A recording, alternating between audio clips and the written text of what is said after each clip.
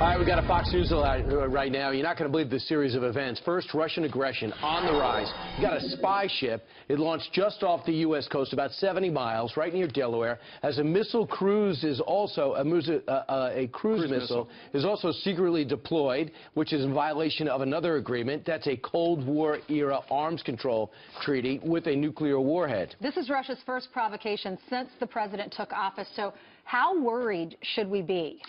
Kurt Lippold was the U.S. Navy commanding officer of the USS Cole, and he joins us right now from our nation's capital. Good morning, Commander. Good morning. Glad to be on. Commander, let's also add this. They just buzzed our destroyer again with one of their fighter jets. What do you do from here? Number one, if you were the commanding of that destroyer, what would you do? Well, I think what we're seeing is the Trump administration is being quietly challenged, in many cases not so quietly, by the Russians, and learning that they are not quite the allies that they thought they were. You now have very strong signals being sent. The deployment of the intelligence ship, that is a ship that, unlike the Soviet AGIs that used to patrol off our coast, this one is now specifically designed to collect intelligence.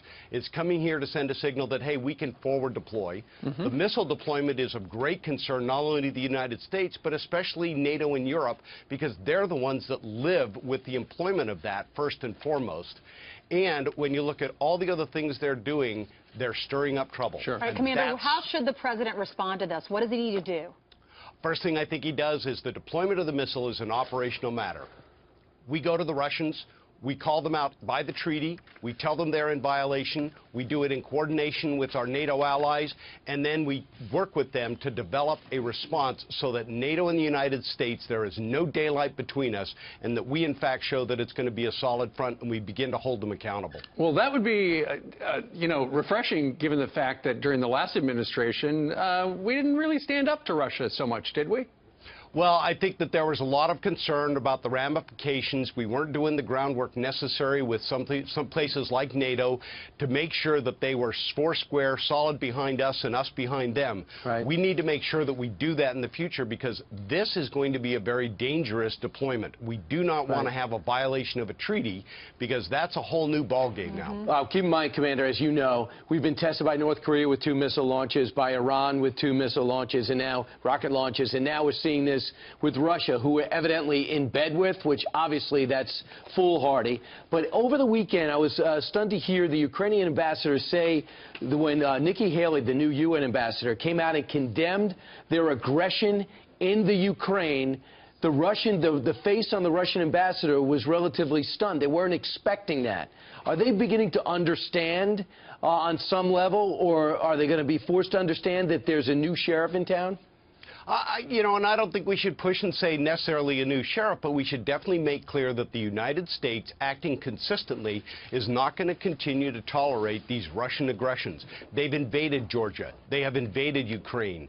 We need to make sure that we start looking at things, at how we can give things to the Ukrainians so they can begin to fight back against these separatists, so that we can create a country. Well, if Donald Trump does fight back, how is that not a new sheriff in town? You're talking about consistency. He'd be totally different than what President Obama did and how he reacted. Well, that's a failure of the previous administration. This administration is setting a new tone and a new way of doing business. We need to start getting Congress off top dead center, get the government filled with the appointees that the Trump administration needs in order to conduct operations and make policy worldwide. And right now, with the Democrats slow rolling this, they are actually undermining our national security by not allowing them to get confirmed. At least 5 times that we know of, there's video that exists of the Russians buzzing our ships. Can you guys start locking in on them? Let them understand that we could take you out in a second. There's got to be something we can do quickly, or this is only going to get worse. What are our options?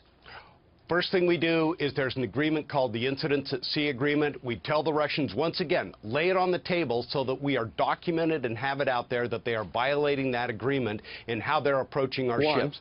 Trust me, Brian, we know when those planes are taking off who they're communicating with, how they're being controlled, whether they're armed or not, how close they're going to come. We have them essentially, like you said, locked and loaded. We're there. We're ready. If they provide any instance of a hostile intent or a hostile act, Trust me, I have every confidence that the Navy has empowered those commanders to defend their ships and their sailors, and they'll shoot them down. Well, Putin has spoken. Now let's see how President Trump responds. Commander, thank you very much for joining us live today from Washington, D.C. Thank you. Great to be on the show again. Good to have you. You made a good point about these cabinet picks. Got to get them through because it's affecting our national security. Madison, the vice president, meeting with NATO today. All right. They'll be over there today.